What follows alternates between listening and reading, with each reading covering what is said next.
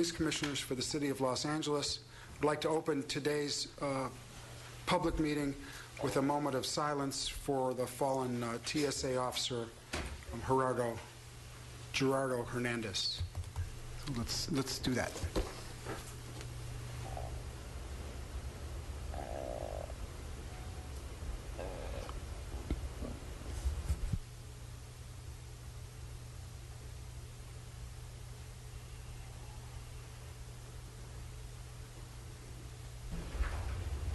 Our prayers also go out to all those injured and their families. Chief, do you want to say anything about just about that, not about the issue, but about the families and you were there firsthand? Well, you know, it is an incident that brings forward the tragedies that can unfold in any city, no matter what you do. You know, there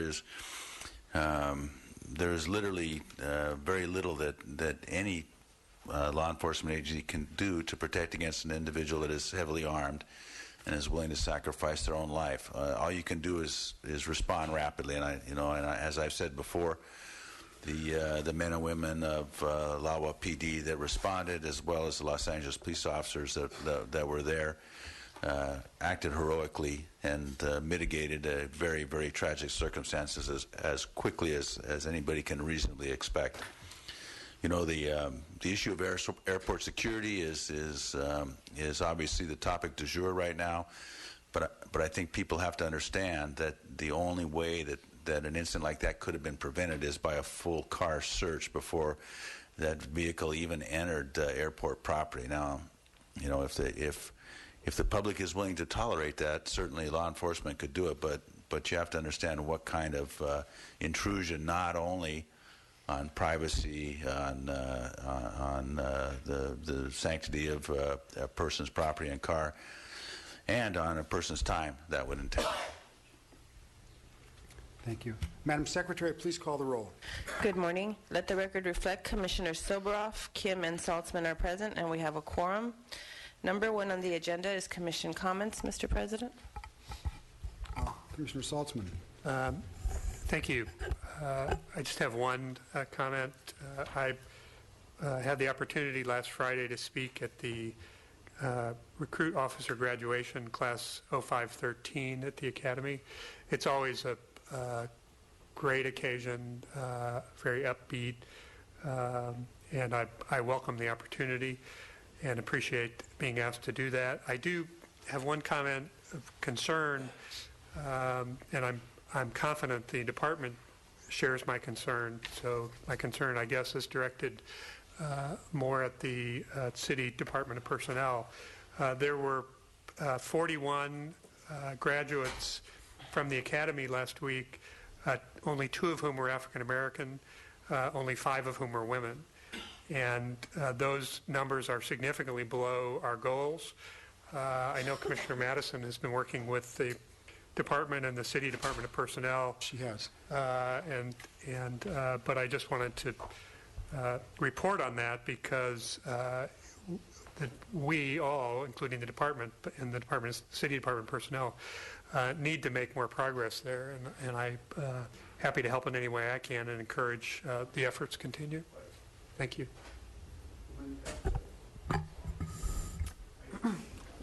Well, Kathleen, go ahead. Yes, yeah, I have a couple comments as well, and on that note, but maybe sort of more on with a tone of optimism. I had the opportunity to attend the Law Enforcement Association of Asian Pacific's celebration of the promotions of several Asian Pacific American officers that were promoted at command staff level last week, and it was very inspirational. And but I also learned that out of 13,000 officers both sworn, approximately 13,000 both sworn and civilian, approximately 850 of those are of Asian descent, and I thought that was quite a disparate number, but for lots of different reasons, I think, and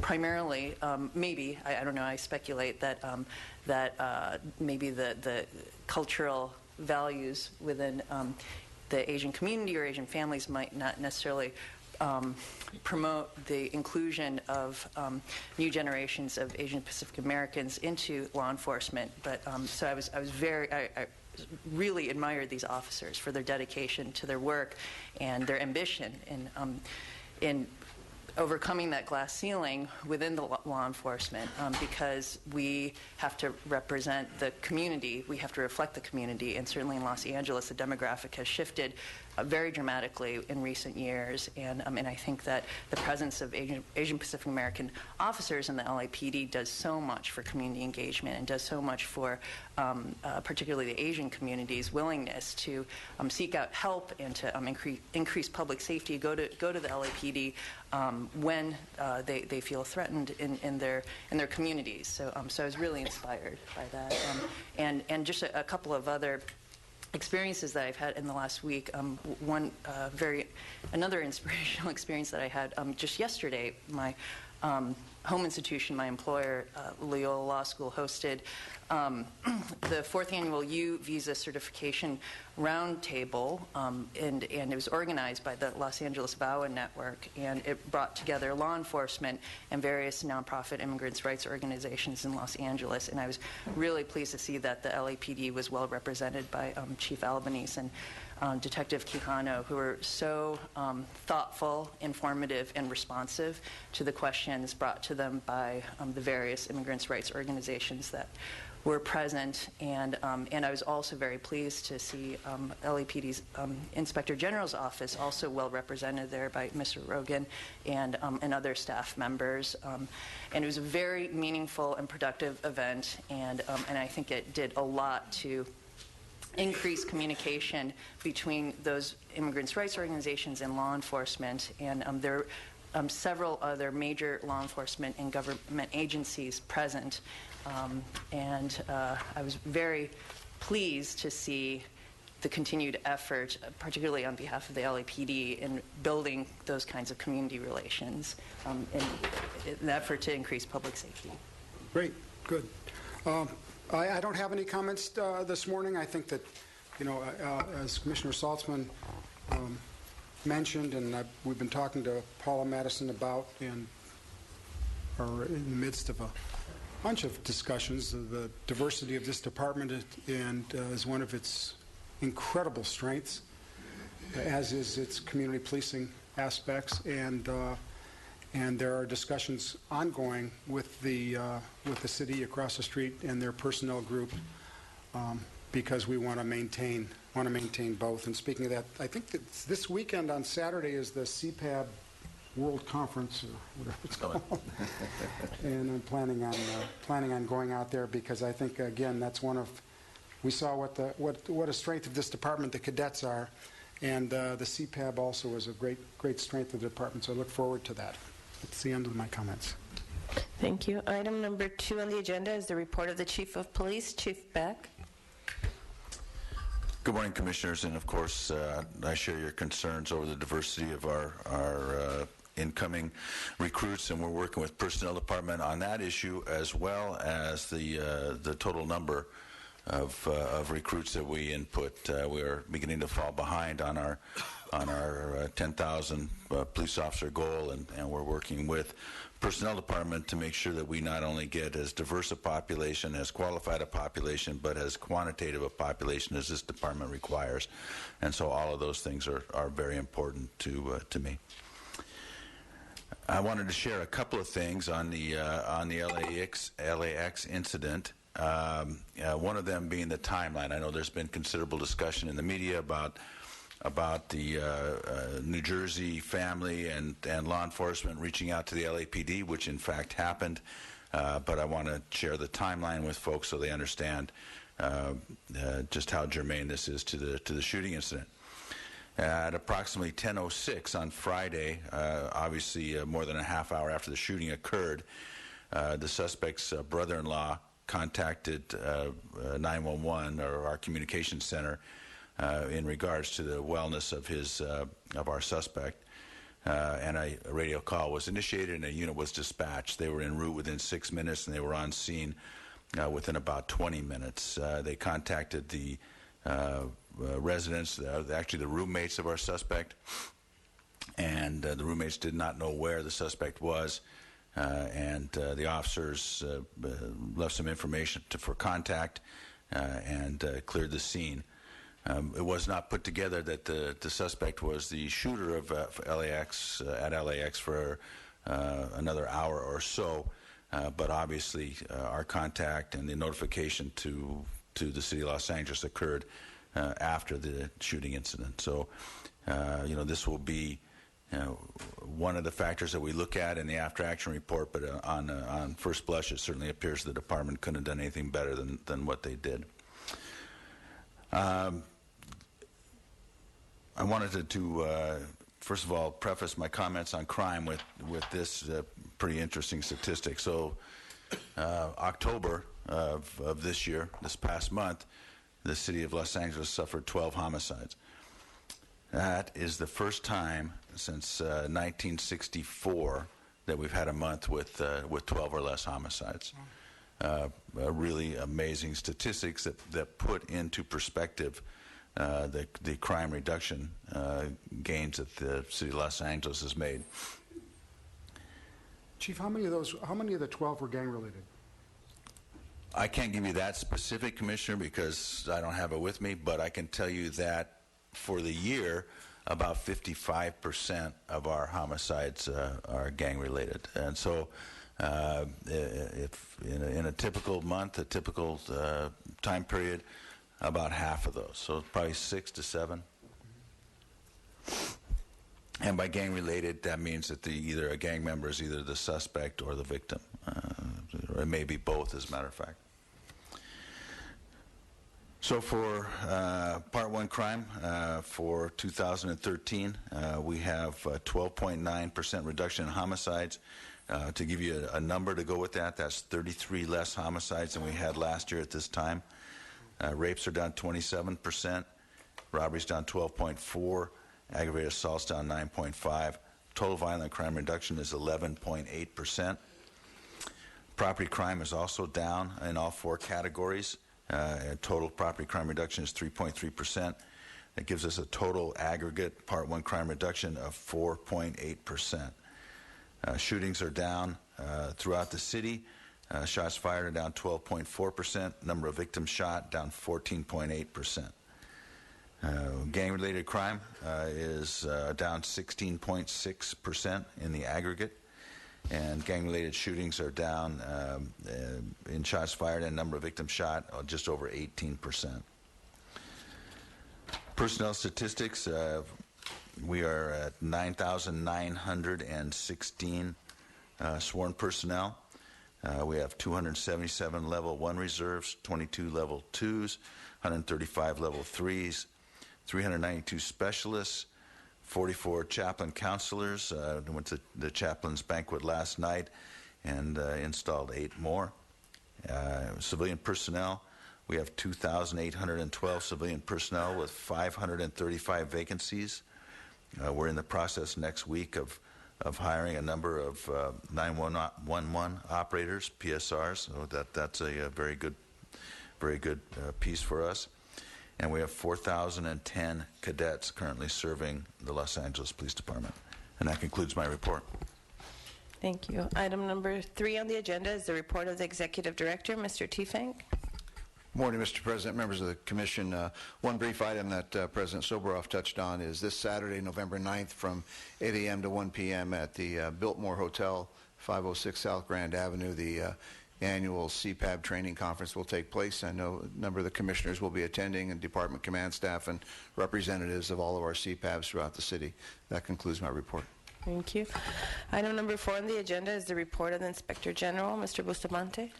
Thank you, Mr. President, but I have no matters to discuss in open session. Thank you. Item number 5 consists of information items and filed items relative to noise variances and special event permits submitted for the period ending November 1st, 2013.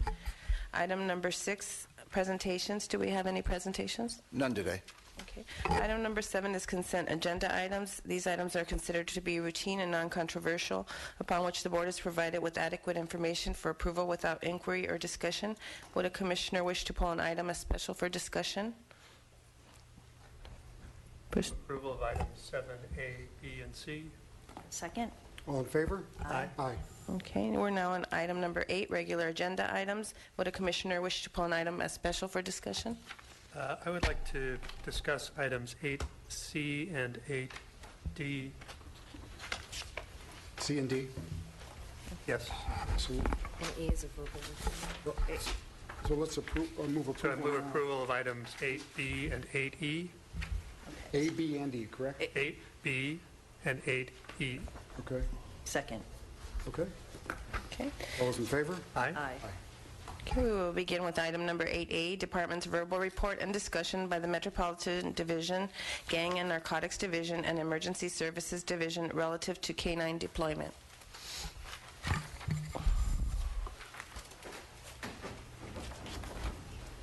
Welcome, thanks for coming. Good morning, sir. How are you? Good.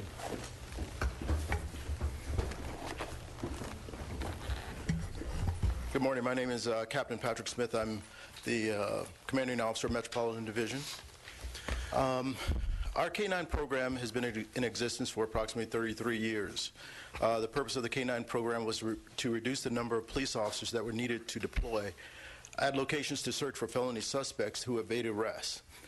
The K-9 platoon at Metropolitan Division consists of 1 lieutenant, 6 sergeants, 32 police officers, and we deployed 19 patrol dogs, 5 gun detection dogs, and 2 bloodhounds. The dogs have 4 primary missions or search criteria. The first one being we search for felony suspects. We search for misdemeanor suspects who also are believed to be armed. Our search dogs or gun dogs also specifically search for evidence like handguns. And we also have bloodhounds that search for missing persons. We have a K-9 training program that consists of 12 to 14 weeks of training focusing on obedience, agility, protection, and control, search work, and also find and bark. Our find and bark is the policy of our K-9 program, which is significantly different from a number of other agencies who still have a find and bite program. Our officers receive extensive training on the electronic training collar as well as real-world tactics and field scenarios. The Angeles Police K-9 Fund is the primary source of funding for our K-9 for new dogs. The average dog costs us approximately $10,000 each. We purchase approximately 2 dogs on average each year, and the service life for each dog is approximately 8 to 10 years. The most recent notable donations that we've received at the Angeles Police K-9 Fund has been from the Nestle Corporation, who donated $10,000 to our program. We also received a $5,000 donation from Korean Broadcasting, who came and also did an expose on our officers and also our K-9 program. We also received a $5,000 donation from Dr. Michael Pitt, who read about our K-9 program by reading the book, The Suspect by Robert Crais, who featured our K-9 program in the foreword in his book. I read it too. Outstanding. I'm not supposed to give a, I don't know, yeah, an endorsement of a book, so I won't say it's one of the best books I've read. But it was, I mean, it was. Well, I'm not going to give an endorsement either, sir, but he's doing a follow-up to that and also some trailers for movies based on our K-9 program. If it makes a discount at Amazon, I'll buy it, but you can't sell me at retail right now. Here with me today is Sergeant Mike Gooseby. He's our chief trainer for our K-9 program. He's very knowledgeable and experienced as far as our K-9 program is concerned. I know this is very brief, and you probably have a number of questions as it relates to our K-9 program. So I prepared a folder for each of you to answer most of your questions, just in the interest of time, so that you can review it at your own time. Thank you. So you have what you have is a foundation Yes. that, and without the foundation, there really isn't city money to support the. No, sir. Our foundation primarily supports the purchase of our dogs, and the care and maintenance is done through the city. I guess we all But we have a very good program in terms of donations and a number of supporters who continue to support our program. That's okay. Good. Go ahead. Good We morning, invited you guys, so, you know, I want to hear before we have questions. Go ahead. Good morning, Mr. Soboroff, Commissioners, Chief, Mr. Bustamante. My name is John Encontro. I'm the Commanding Officer of Emergency Services Division. The Bomb Detection Canine Section is one of two sections within Emergency Services Division. I'd like to introduce Lieutenant Raymond Garvin, who's here. He is the officer in charge of the Bomb Detection Canine Section. In March 1972, a TWA jet bound for Los Angeles took off from JFK Airport. The airport received an anonymous tip that there was a bomb on board the flight. Flight was returned, and a bomb-sniffing dog named Brandy was brought on board to search and locate an explosive device. That's the reason why that we have a bomb detection canine program. That began in 1972 at the request of President Nixon. The program began in 1973 with 40 canine... Maybe the best thing he did. And I'm a Republican. Probably. I'm really going over the line here. And in 1973, the program began within Los Angeles. It's grown over the years. We have a total of one of the largest numbers of canine programs within the United States. Based upon TSA policy, I'm not allowed to discuss specific numbers of canine teams. I can do that in another setting. Both the department and LAWA, Los Angeles World Airports, Airport Police, by mutual agreement, staff half of the program's canine teams, and the airport reimburses the city for those services at the airport. We, as I said, we're the largest program. We have a lieutenant and two sergeants and several teams, similar numbers with LAWA, and again, it's the largest within the United States. The Los Angeles World Airport Police Department manages the program at LAX and is responsible for reporting to the TSA regarding regulatory compliance for the program. Both agencies operate, train, and roll call together at Los Angeles Airport. We're reimbursed for the department for the salary and also through a cost allocation plan for fringe benefits, etc. The TSA provides the canines unless we purchase them ourselves. We do have one dog that we've purchased. The airport pays for the food, pays for the veterinary care, maintenance, and any equipment in general. That's leashes and toys and bowls and things like that we work for. We have a program in agreement with TSA that we will be at the airport 80% of the time. There's a 20% time that we're allowed to work at other venues within the department or as the department or the city needs based upon events or incidents. We track the amount of time that we work at the airport and assist with the reimbursement program of our teams while they're away handling city calls. Fiscal operations works with the airport fiscal operations and for that reimbursement. We receive, LAWA receives approximately $60,000 for each canine team from TSA. We have one dog that is a city dog that was obtained from the military. It's was used by the Marine Corps. It's a Labrador Retriever, and it's working out quite well. Metro also has two of those dogs that have turned out to be very good. You know, hired the vets, and we're able to do that. We have 3 TSA program handlers awaiting assignment currently. They will be doing their training in Texas, and they do not have any dogs at present. We have to wait for TSA to provide us with the dogs. We have 2 additional TSA program handlers, those LAPD officers who are awaiting replacement. One dog is still working, and despite its age, it's about 10 years old and is ready for retirement. Our next oldest is about 7, and our youngest is 3. We have Malinois, German Shepherds, and Labs. We presently have received several grants that have allowed us to have training and equipment. In 2012-2013, UASI grant was $75,000 for storm intruder vests. Those are vests with cameras on them, and video relay equipment.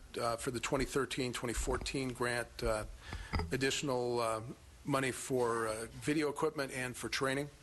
The Parker Foundation has provided $2,700 this year for the purchase of dog. and we were able to get a credit of about $10,000 for another dog. Parker Foundation has also provided some specialized equipment and some training aids. We are currently waiting on a approval for a $100,000 grant from the Police Foundation for the purchase of 2 Vapor Wake canine dogs. And the Vapor Wake canine dogs work a little differently. They work based upon scent in the air of an explosive, where we can follow someone who may be carrying some type of explosive. So it works a little bit different. Those dogs we currently have 1 Vapor Wake dog, and that is a city-owned dog. We do not have any foundation support at this time through ESD. We rely upon the Parker Foundation and the Police Foundation. As far as training of our handlers, each one goes through a 10-week course at Lackland Air Force Base in Texas. All costs are paid for by the federal government. When they come back from their training, there's approximately 1 month of acclimation to the handler, to their residence where they keep the dog, and to the airport and to the city through different environmental issues. The canine team is reintroduced to explosive odors in training, and an additional 1 to 2 months training on site at the airport. At the conclusion of the training, the regional trainer from TSA will ensure that they're certified and able to go through a training mission and that we're able to work them. It takes about a year from start to finish to get a dog and an officer trained as a handler and actually put them into the field and get them going. When they're tested, they must achieve a 93% find rate over 3 days of testing. We currently had a handler just go through the certification this past week, and he did pass. So I'm happy to say that. Our capabilities are primarily for explosive detection, and they're trained to seek the odor of the explosive, and they do a passive alert where they sit down, so we don't want them barking or doing anything around that. Our city-trained canine is also able to do that. However, based upon TSA policy, they cannot be forward of the screening area, so they can work the CTA, they can work any other event throughout the city. And they are able to run off-leash. TSA requires that they be maintained on-leash. Our primary mission is at LAX, where we start and end our day there. But we do, as I said, work at other locations. If there was a major event or an incident, we would be there within the city. Since this year, January to September, we've been involved in approximately 1,700 calls at the airport and about 144 calls away from the airport. If you have any questions, we're available. The port? The port is, security is handled by the port police. And do they have their own canine? Yes. Division? And then the sheriff's department handles any rails and the rail stations and the transit areas. Good morning, Commissioners. Good morning, Chief. I'm Armando Morial. I'm representing a gang and narcotics division, specifically our narcotic canine unit. Yeah. I have brought one of the supervising detectives, Detective Pat Foreman, and our training officer, Elliot Zibley. Our unit was established in 1987. Currently, we deploy 1 Sergeant 2 officer in charge, 2 detective supervisory handlers, 1 police officer 3+1, which would be Elliot Zibley, as our training officer, and then 6 police officer 3 handlers. We deploy 9 dogs, 8 of which are trained in the narcotic scent, and we actually have 1 that is trained in clean currency detection. Which is rare in the state. We have one of the very few dogs that can do that. Can you elaborate on clean currency? Well, our narcotic dogs will always be able to detect currency that is tainted with the scent of narcotic. I see. Our currency dog can detect clean currency, and many times we're called upon by some of the federal agencies on their search warrants to help them find money launderers or money couriers, and we can detect the clean money. And many times, obviously, during the course of a search warrant, they won't admit that there's any money in the house, and it's fairly well hidden.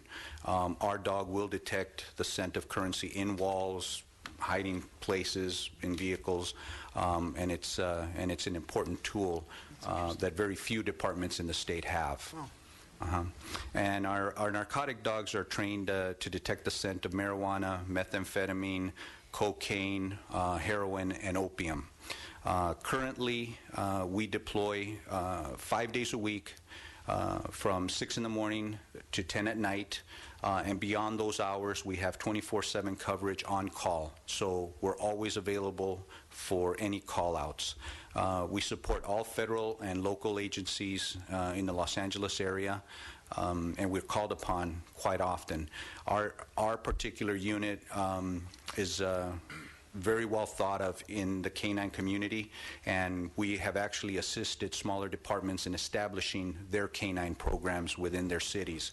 We maintain a very close relationship with them and assist them in furthering their narcotic activities. So do you go down to the port does the support ever ask you for support? The harbor? The port, do we ever? Or they have their own whole independent system? Yeah, no, we don't go out to the port. We deploy a dog always at LAX, so we do have dogs at LAX. We also go to the Postal Service. We go to UPS and do parcel searches, building searches, vehicle searches. We'll respond to just about any request, but primarily that's our focus. And how many total dogs are in the system? 9. In your system? In my system, yes. And in the other systems total? John can't tell you how I many. can't tell you right now. Okay. I'm sorry. But we have a lot of dogs. We have. Enough to where people should be doing crime elsewhere than in Los Angeles, is that what you're saying? We have more dogs than any other Metropolitan Police Department. Okay. We actually conduct rigorous vetting of our dogs prior to purchase. We also, to ensure and maintain certification, we train our dogs 16 hours a month, and that's for every dog and every handler. Last year, we responded to approximately 720 calls for service, so we're a very active unit. I think that's all I have for you. Questions? And just as a side note, Yeah. so up until about 1980, we didn't have patrol dogs, and we used to borrow patrol dogs from some other smaller agencies when we were doing perimeter searches. And in 1980, a young police officer got bitten in the head while wrestling for a gun with a suspect by one of these outside dogs, and at that time, it was decided that we could do better ourselves. And I still have the scar on the top of my head. I noticed you seem very emotional about that one incident. That's because I lived with a dog handler for a long time, and so I've suffered. Okay, we do have 2 public comment cards. Oh, go ahead. Wait, we have a question, Like- Commissioner? Trivial, but, well, not so trivial. What happens to the dogs after they retire, after they retire from their work life? Well, with TSA dogs, they go back to TSA. Okay. And they are responsible for the dogs. For the narcotic dogs, many times the handlers will actually adopt them and take them home. I bet. That's what I think.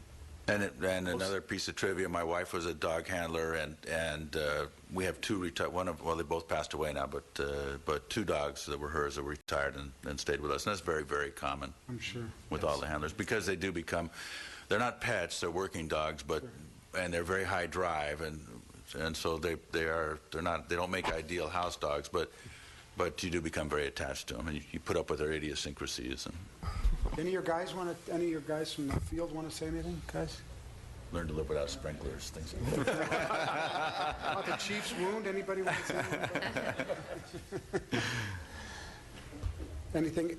Anything else? No, sir. Thank you very much for coming. Welcome, sir. If we want to go out and see, is there a place to visit? Oh, absolutely. Yes, we have a training facility within the city, and you would just contact Gang Narcotics, specifically me, Great. Lieutenant Great. Morial, and I can arrange Great.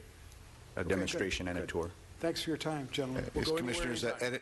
At any time you all want to go, just contact me, and then I'll reach out to the various department entity, and we'll schedule that for you. Sure. We've done it in the past. Good. Thank you. Thank you for your time. We have 2 public comment cards on this item. We have Terry Wilburn and Tut Hayes. Guys, please limit your comments to the 2 minutes and on topic, okay? Okay. Thank you, sir. My understanding, I wish the officer was here and I can ask him questions, but my understanding, these dogs are coming from Africa or in various parts of the country for $750 trillion in favor of the police department not to lock up certain people to do their jobs. From my understanding from an officer in Chicago who expressed to me that the horses as well comes from Africa, and they get these horses and they in favor to not to lock up. If the officers is getting horses illegally, or the department is getting horses illegally for $750 trillion per animal, I think that's wrong for that. And the checks come from the various departments of the boat system. And in doing so, I think the department need to look at it, because even individuals, even with gangs, regardless of what type of they are, but there are, don't get me wrong, I also want to, I did my investigation in Chicago. I did half of my investigation here. I own dogs, places, and I'm trying to open up one where it's more better in a place for on Slauson and Dinker and other places throughout the state. But I can't see that $750 trillion or a peace talk for a treaty to be for a zoo, for them not to lock up individuals who are murdering individuals and putting them in prison in Africa. Thank you, sir. Thank you. Ted Hayes.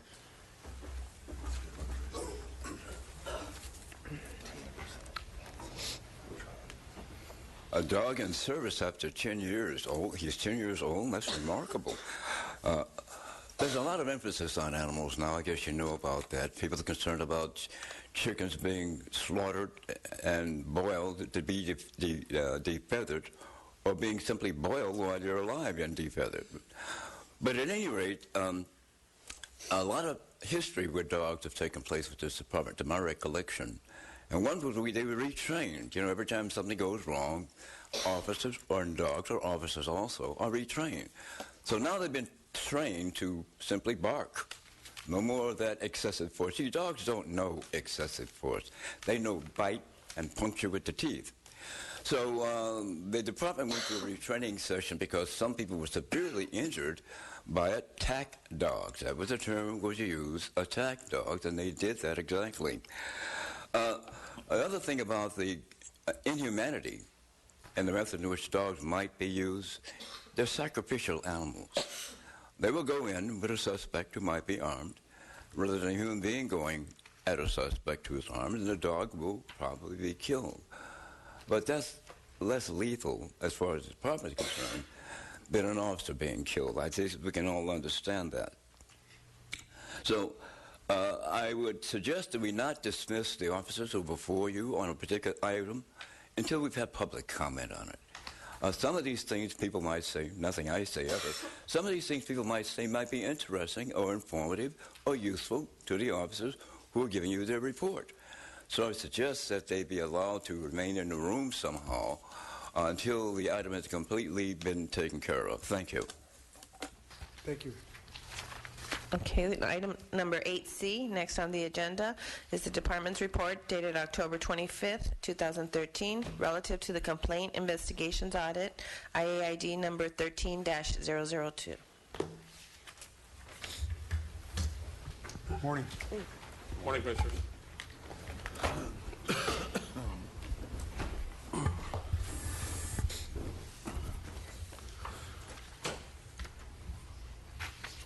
Before you is an annual audit that Internal Audits and Inspection Division does, and we conduct it on the personnel complaints done by both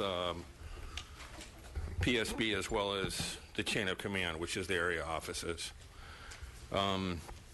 Within the report, you see that there are 17 objectives and sub-objectives, of which 16 objectives met a 95% or higher compliance standard. The lowest percentage overall was a 93 for Objective 6A, which is the availability of audio and video tape recordings. There were total, in that particular objective, a total of 3 findings for a chain of command. The tapes were not accounted for. As you can see throughout the objectives and the table within the report, overall the department did outstanding, basically overall. It should be noted that this is one of the original audits under the consent decree, and we continue to do it. And you can see the systems and controls that are put in place because of this audit have brought up a lot of the standards, I'm sure. If there are any specific questions about the audit, the project manager sitting to my left, Sergeant Eugene Bedoya. Otherwise, we can give it to Captain Pape from PSB. Thank you. I just have a comment and then 2 questions. The comment is I agree with you. The overall response by the department is quite good, which of course is important, and we appreciate that. I do have a question about 6A, the one that you mentioned, Objective 6A, the requirement regarding audio and video recordings. And on page 10 of 13 in the audit, you explain that 100% of the PSB investigations complied, but in fact only 84% of the chain of command investigations included the required audio and video recordings. And then you list below that the 3 case numbers, but there's no information for us about what actually was going on there. And I'm curious whether in looking at those you identified any patterns, anything in particular about those 3 cases, or anything of concern given that the percentage was down into the 80s? Yes, Commissioner. What we do when we get an investigation is when we see that there is an audio recording, we're going to do our best to find it. And initially what we'll do is go to either SID, or if it's a PSB, we'll contact them. And there are times that we can't, or they don't have it. So we'll continue to do a due diligence where to the point where we will contact the investigating officer, because there have been times where perhaps he or she may still have a copy. Each geographic area may have someone that also may have control of the tapes. We'll contact them. So we'll do various ways of trying to obtain these tapes, and in these 3 instances we were just not able to obtain from anyone the audio tape, although in the investigation there is an audio tape listed, so that's why we do the search. But all the avenues were exhausted, and so we were not able to obtain those audio tapes. I think it's more of a lack of possibly retaining the tape itself, whether digitally stored incorrectly or something of that nature. It wasn't necessarily a pattern. It wasn't one division that had the same issue. And is one of the things you think that will result from this audit that problem should be resolved, or is there something we ought to be doing, or that suggests the department's doing? I understand. I don't mean to be critical of you for an inability to get to the recordings, but my understanding is that they're required, and 84%, it's not terrible, but it's not at the level that we would expect. And so I'm curious whether your sense is the department is responding to this, or is there something more we have to do? I can tell you the results in the past were much worse in this particular area. Okay. So obviously we are doing something right. I think that PSB does provide training periodically in this arena, and basically tells the individuals how to retain their recordings. Right. And I see Captain Wakefield may wish to say something. Just to add on to what Dave said, basically PSB, they reach out to the area commands, but also Office of Operations. In part of the process and review process, they have received the findings and they're aware of it, and they will respond to the area captains and ask, what's going on, and to make sure that they use more diligence in that. Great. So I believe that they're very much responding to the issue and are going to take care of it. Great, thank you. I appreciate that. And my second question is a slightly more general one. I recall, I think my recollection is correct, that when the Commission previously looked at the complaint investigation process, there was a discussion and I believe instruction for some reprioritization of the complaints in the system and into putting them into categories so that the complaints that were determined to be more important would get attention sooner than the ones that were not, as opposed to being completely statute-driven. And I'm just curious if either folks from the Audit Division or whether Captain Wakefield or someone from the department can let us know about the status of that reprioritization process. I'm sorry, sir, I missed the first part of that. My understanding is that... Well, PSB's here. This is not an Audit Division question. This is a PSB question. Thank you. And as far as the Department's self-auditing of this process, whenever there's a deviation, I require reports back, and that'll come through PSB to me. So we'll find out where these three recordings are. And then on the... We met with the Inspector General just yesterday, and he's in full support of doing just what you're talking about. The reprioritization. Absolutely. Right. We met with Jerry Chaliff about 2 weeks ago. There was some things that he wanted adjusted. Spoke to Alex Bustamante about those yesterday, and you should be seeing that very soon. Terrific. Thank you. Those are my only questions. And Commissioner, just to add, as you were aware from the prior commission, and I think the current commission, there was a lot of support for the reprioritization on there. My office has looked at it and provided some input along the way, and we're completely supportive of that reprioritization as well. So I had talked with the Chief McCarthy yesterday with some of my staff, and we're hopeful that we'll be able to hammer out some of those issues and get something to the commission in short order. Thank you. I appreciate it. Good. Thank you, Ron. We do have one comment card. We have Mr. Ted Hayes. I hope we all know that the judges are at the top of the criminal justice system chain. A court order by a judge. I delivered to the LAPD because the judge had told Public Storage to release my property to me, but they would not do that. So 2 officers went over to Jefferson and La Cienega with me with the court order, and Public Storage told the officers, we're not going to obey that order, and we're not going to release Mr. Hayes' property. So the officers told me to come out because I insisted the order ought to be upheld and the police should enforce it. Well, they took me outside the office, put me in handcuffs, arrested me, and drove me 17 miles away and released me and said, good luck. Eventually, someone called me and told me my property was being taken out of the storage shed. So I rushed out there, a guy was taking it out, and I wrote down his license number. And he saw me do it. So he snatched it out of my hand. We had a struggle, knees all cut up, trousers torn, everything like that. And he left. So I had his license number and went to the police station with it. They said, yeah, we found out whose car that is and who that guy is, but we're not going to let you know. Went to Internal Affairs, went to everyone there is, and nothing yet. I want my camera back.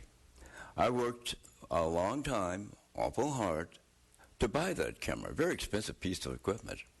A Sinar 8x10 with 4x10 reduction back, 19-inch lens, 60-millimeter lens.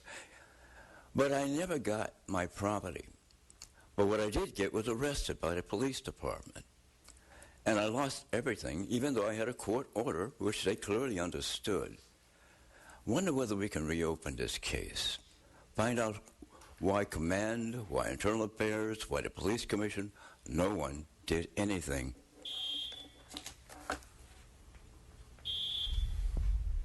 I move approval of item 8C.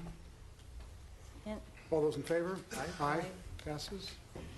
Okay, we are now on item 8D, Department's report.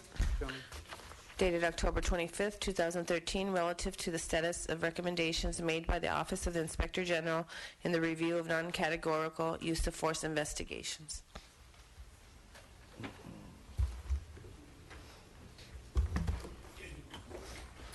Good morning, Commissioners. Captain Scott Sargent, Use of Force Review Division. If I can start off, I want to express appreciation to the Inspector General for working with us on this project. The process of honing and refining the non-categorical use of force process has been a critical, very critical one because, as you know, we review 1,500 to 1,600 of these a year. There's always room for improvement. While the department does audits and we strive to ensure that we're in compliance with the audits that are done by the police department, it was a breath of fresh air to have the Inspector General come in and say, hey, these are additionally the things that we see during the audit. And from that, we've worked closely with them to ensure that we work with the identified recommendations and that we come up with a plan for implementing them. So I think it's been a good collaborative process. The recommendations we have and that you have before you, we're going to work. It's taken a while to get to those through the audit process. It's been a very healthy back and forth with the Inspector General's office. So anyway, our objective is to fulfill these. If you have any questions. Questions? First, I certainly appreciate the cooperation and the collaboration with the Inspector General. I commend you for that and thank the Inspector General. I guess I have a few specific questions, but I would start with a general one, really for the Inspector General. As I understand it, this response from the department is a response to the Inspector General's audit that we saw previously, and so I'm interested in the Inspector General's reaction to the information here, if there are items of concern, whether we will be hearing back from the Inspector General on these same issues, and if you could help me understand that, I would appreciate it. Thank you, Commissioner. As you've noticed inside some of these recommendations, my office did in fact work with Use of Force Review Division and also other members of the department in trying to come up with a way to improve the non-CAT investigations, some of the recommendations that were laid out in our last report. You have the general areas in which we want to see improvement, and I think the department wants to as well.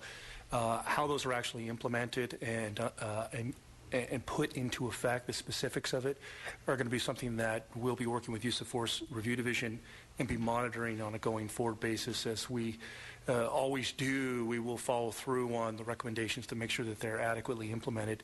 And that'll mean that Captain Sargent and myself and my staff will continue the collaboration and try to make sure that all of these areas go from the very general to the very specific in a way that adequately represents the priorities that we both share. Great, thank you. So at some point we will be hearing back from you on the specifics that are here, or actually on the specific implementation of the general information that's here. You will actually be hearing from me a little bit earlier as well. If you recall, the prior commission had asked for a follow-up report on some areas with a non-CAT report. I was specifically asked to look at complaints and lawsuits related to non-categorical uses of force. That should be coming out in December. Right now, we're talking with the department and going through the report and trying to finalize it. That will cover some of the areas that we've previously discussed and highlight some new areas that we were directed to look at. But in an ongoing basis, we will work with Use of Force and other department personnel to track these areas to ensure that it is actually going. And so some of that December report will overlap with this, but I think it necessarily will, because it's kind of a follow-up report, but we'll try to make sure that we're not retreading too many of the same issues. And so maybe what I'd like to do, I have a few questions from this audit that Captain Sargent, I think, can probably answer, and then, or if not answer today, can at least give you some indication of the kinds of issues that I'll be looking for information about in December. So one is what you refer to as the SOS form. I'm curious if you have a sense of the status of that, of when that might be completed, where we are in that process. Are you referring to the officer supplemental? Yes, thank you. It's done. I've been working very closely with Django Sibley from the Inspector General's office, and to complete that form, we've come up with about 3 draft revisions. I submitted to him a final revision about a week ago, I believe, or last week, and that he has generally approved it, so it's going to go up to our staff review from PRD is going to start that staff review process. So that is done. Okay, thank you. And is that something that we're likely to see? Is that something, Mr. Inspector General, will be part of your December report? Or I can definitely make it, give a status update with as much detail as you'd want in that report. I think that'd be helpful, since it was such a significant part of what we had talked about originally. I'll make it happen.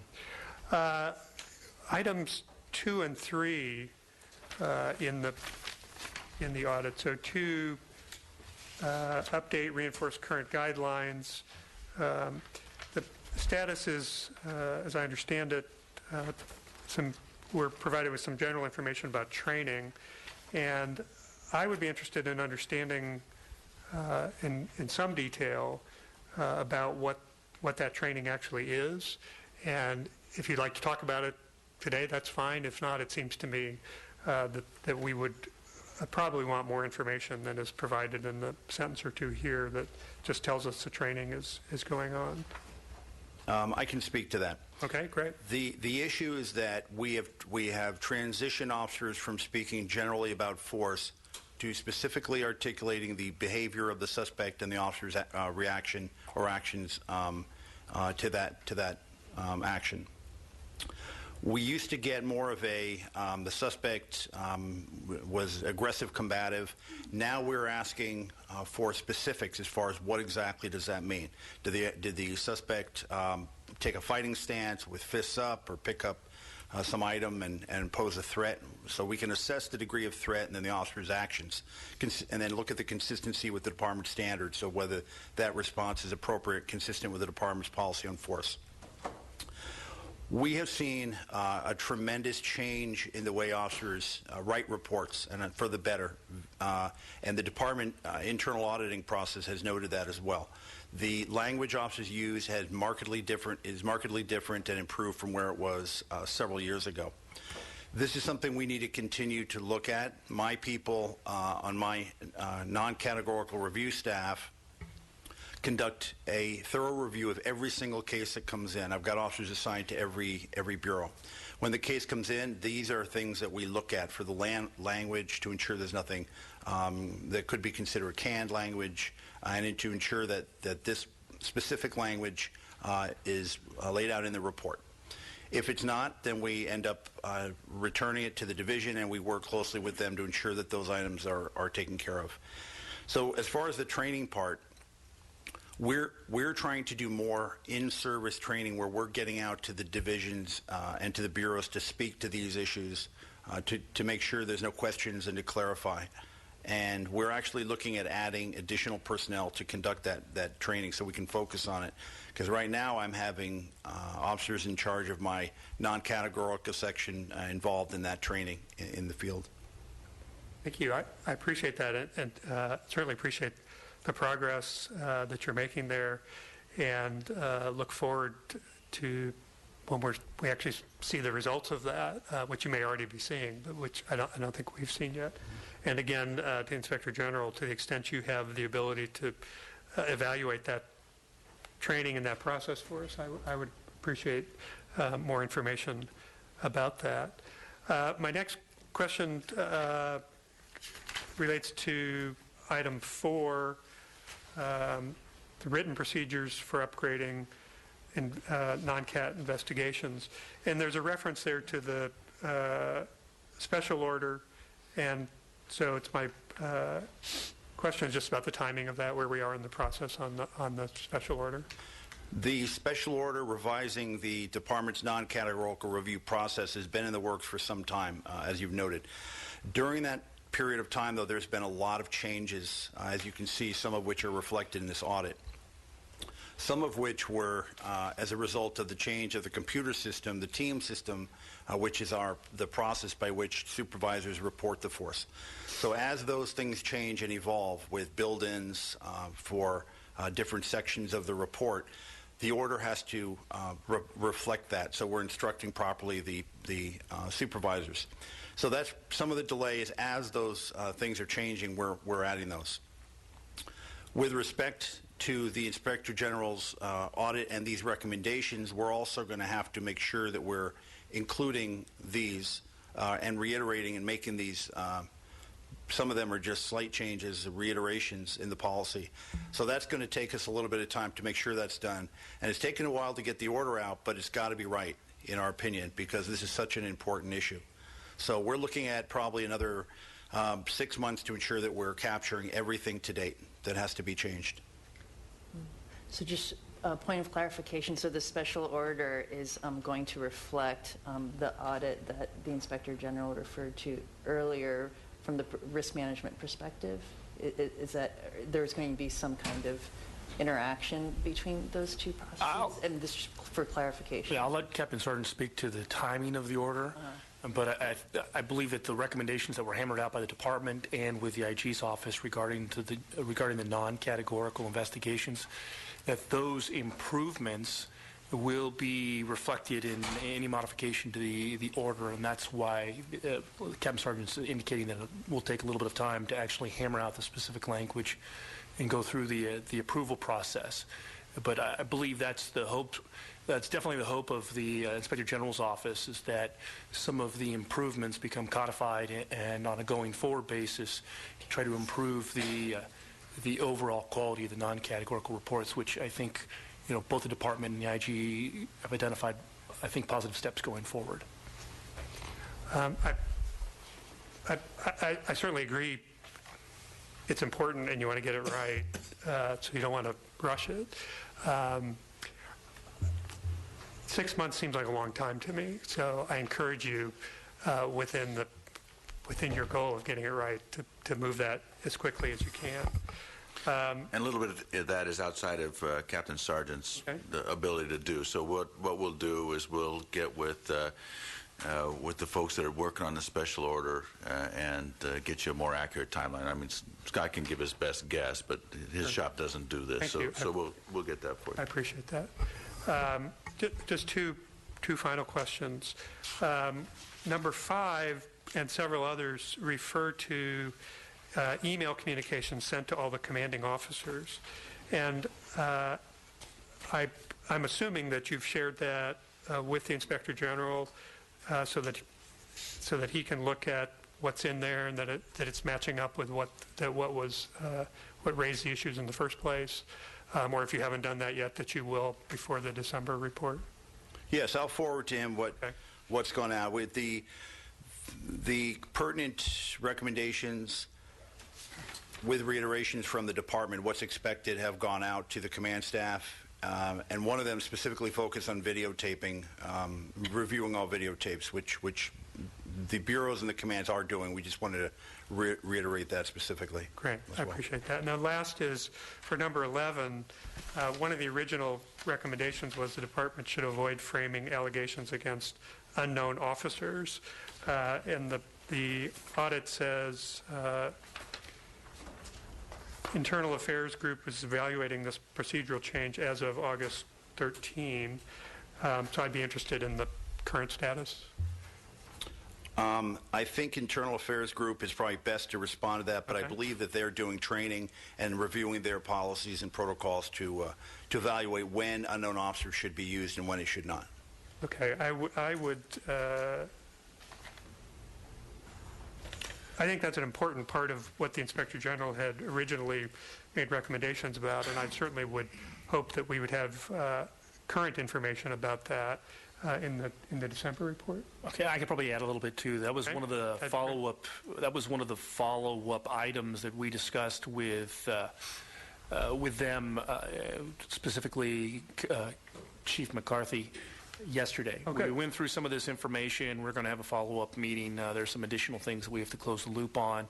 But IAA Internal Affairs Group has been very responsive, and I will definitely provide an update in the December report as to that particular area and some of the other areas that you inquired on. Thank you. I appreciate it. Thank you again, Sergeant. Those are my only questions. Thank you. We do have 2 comment cards, Mr. President. We have Mr. Ted Hayes. Let me remind you again that these comments need to be limited to the department's review of non-categorical use force investigations. I'll discuss that. Topic with you right now. I'll discuss that with you in public comment. Thank you, sir. I don't know whether it's unusual or not, but it occurs. It's not force, but it's torture. Torture. What category does that fall under? I'm 78 years old, a neck throat cancer survivor. I have no teeth, have no saliva. I cannot eat solid food. It must be blended, pureed, or liquefied. So I'm arrested because I won't sign a jaywalking ticket. The law says, take me before a magistrate. No, they took me to jail. But they didn't beat me. And everyone else got 2 sandwiches and some milk and some orange juice. I got nothing. But I was confined, and I kept buzzing, asking for food. They took me out of the general population, put me in isolation, kept me there. Then the next morning, I was taken out to traffic court, and I collapsed in the cell. I was transported to to the county hospital, and I was charged $1,400 by the fire department for the trip from jail to the hospital. Now, that's a significant amount of abuse I suffered. But the most important thing is they knew what was going to happen to me if I did not eat, because it had happened once before in jail. So that's torture, and I want to know what kind of category we can place that under. Because I'm 78 years old, haven't got too many more years left, and that could have killed me. As you no doubt know, Sherman Block collapsed in his cell. He was former sheriff, and he struck his head. He never recovered. So you can collapse and hit a hard surface like a bathtub or a cement floor in jail and get killed. So that was what the possibilities could have been with me. But more importantly, I don't know how widespread this torture thing might be. But I know I was a victim of it, and I know it occurs, and I know it's planned and carried out. Jabril Mohammed.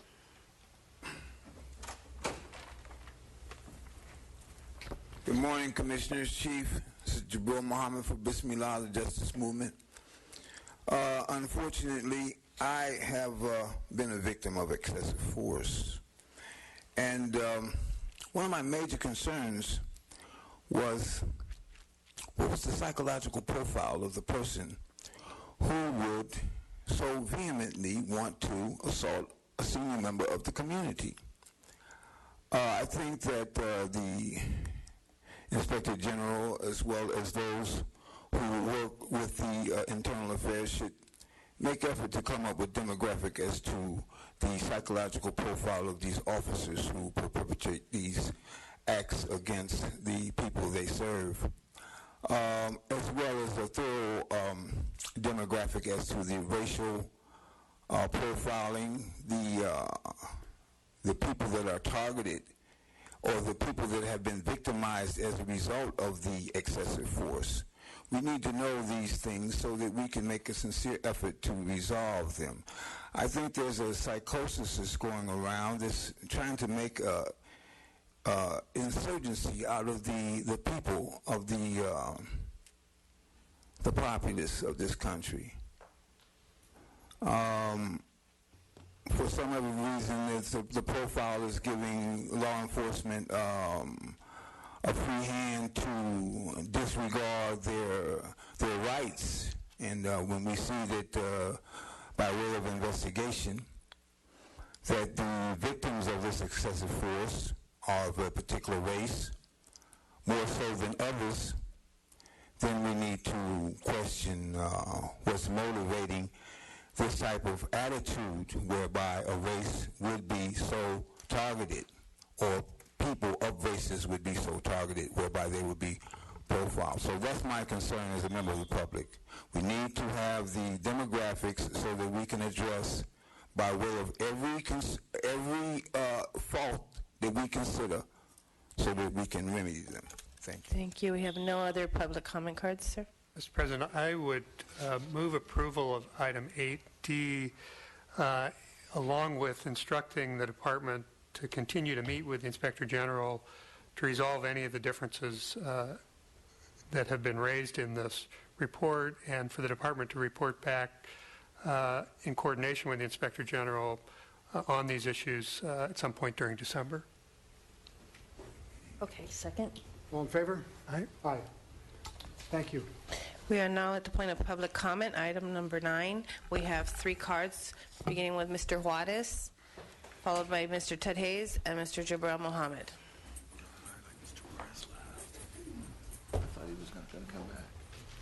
Good morning, Police Commissioners. Good morning. This is Mr. Pancho de Juarez. I got 3 complaints, one for police, one for sheriff, and one for the border patrol. In 1978, some psycho police officer from Rampart number 2, Primera Street, cut my head with sticks. In 1985, he twisted my hands, he broke some of my bones right here. And in 1987, sheriff from Los Angeles broke the door of apartment 449.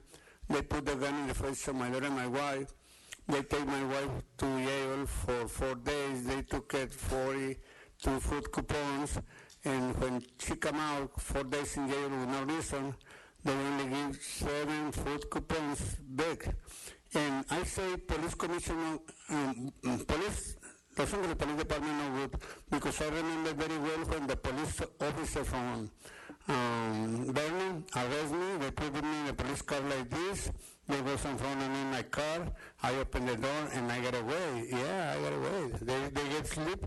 So 35 years waiting for justice, and the police commission sleeping. I said police commission no good.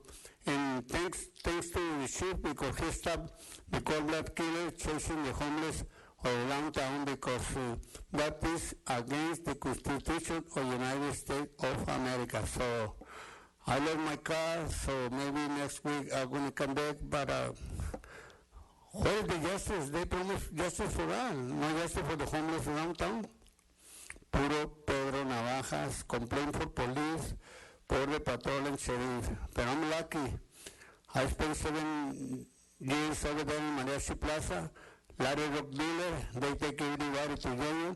They say I was the godfather. I couldn't be the godfather with no money, no honey. Thank you very much for listening to me. I don't know when I'm going to come back. Mr. Ted Hayes. There's a street named after James N. Wood. He was the chairman of the CRA, Community Redevelopment Agency. And they had a newsletter. They had 345 employees working for them at one time, and they had their own newsletter, and there was a riddle in it. So when I was asked to speak on an item, I read the riddle. James N. Wood arrested me for not talking on the topic. Went to court. Judge gave me 152 days in jail for disrupting the meeting by not talking on the topic. I'd like to point out to you we have 2 minutes up here, 2 lousy minutes. Any one of these cops can tell you get the strangest people in the world confronting police officers and police agencies like yourself. You might have determined that yourself, sir. But in this country, free speech is a prized thing we have. Now, I went to trial, and I said I got 152 days in jail, and I asked the judge if I can make one more comment, and I asked Wood, what was the riddle about? I have absolutely no idea. So how can I not be talking on the topic? It's a conundrum. But I would suggest, Mr. President, Mr. Person in charge, you not be concerned about how people exhaust your 2 minutes of time, their 2 minutes of time, because it's not that important. It's trivial. I don't know whether you think I've ever abused the topics by not talking on them, but you gave me a preemptive warning, and I can appreciate that if I've been in violation of something. But I don't think I have, and if I have, I'd like you to refer me to it. But I really don't like this notion that we're going to shut down the nonsense and trivia that comes before you. You can endure it. You can handle it, I'm sure. Thank you. Jabril Mohammed.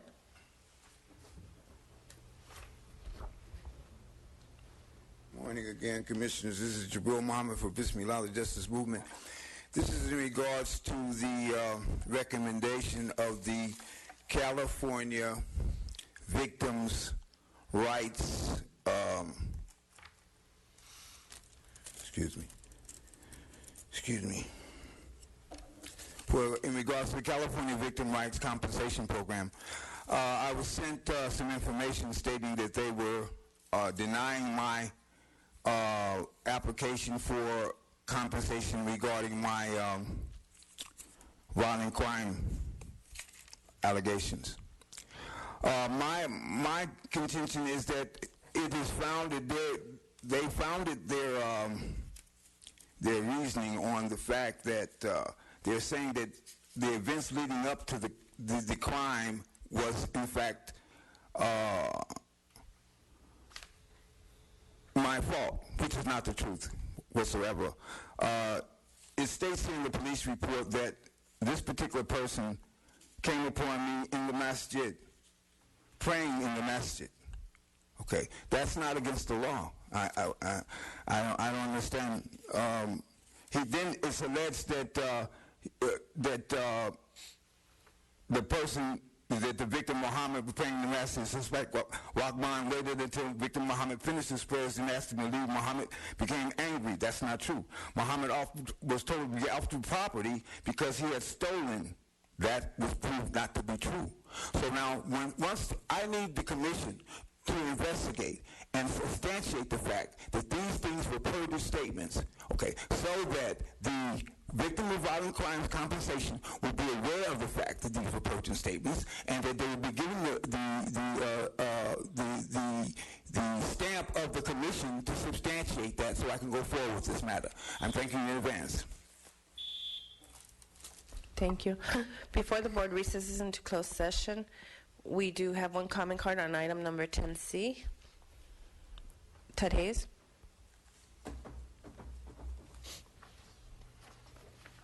I think the Police Protective League is doing an excellent job, not only for their officers, but also for the safety of this city. I don't know whether this is the case, but since they don't give the details, I might make a leap of faith and believe I'm speaking about Special Order Number 7, the impoundment of cars, or non-impoundment of cars, as far as the chief is concerned. A lot of nasty comments have gone over the radio station about this, and also about you, Chief. But this thing with aliens is kind of strange. The immigrants, I'll put it that way. Because the yellow tape the officers use when they close off a crime scene, it says, police line, do not cross, in English. That's a command, a declarative sentence in English.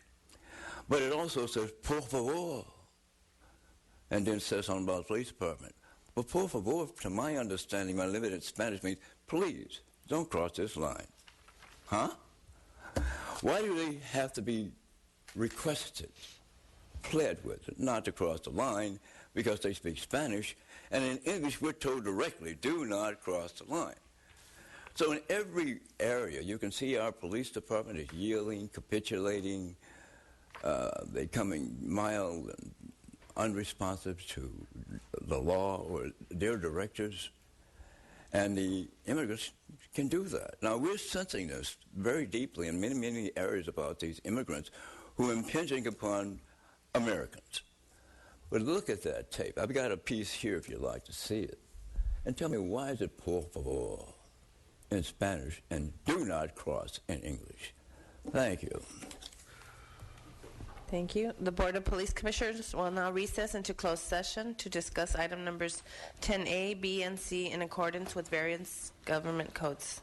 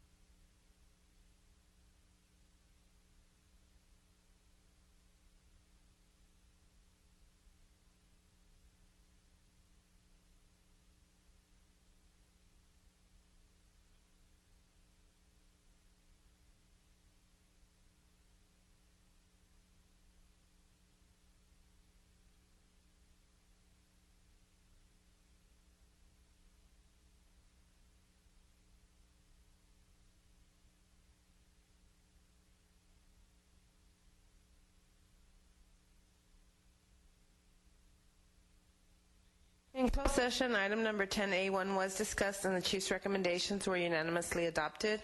In closed session, item number 10A2 was discussed and the Chief's recommendations were unanimously adopted. In closed session, item number 10B was discussed. In closed session, item number 10C was discussed. Mr. President, is there a motion for adjournment? Move adjourned. Favor? Aye. Meeting adjourned. Hi, I'm Nina. This is my daughter Miranda, and we live in Silver Lake. We love the cultural diversity of Los Angeles. You're watching LA City View, Channel 35. Our city, our channel.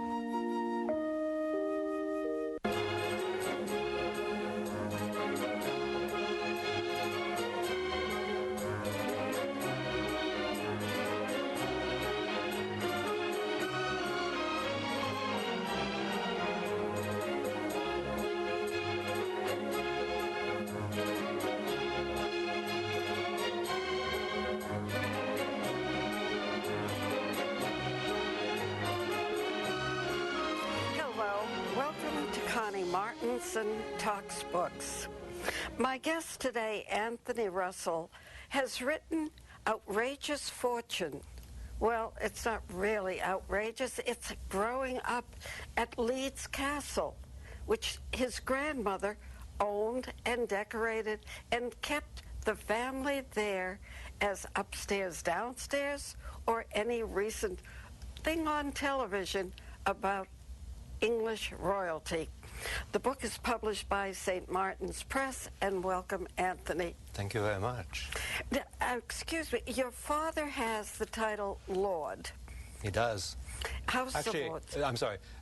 Right now, it's my brother. It's your brother? Yeah. My father was the fourth Lord Ampthill.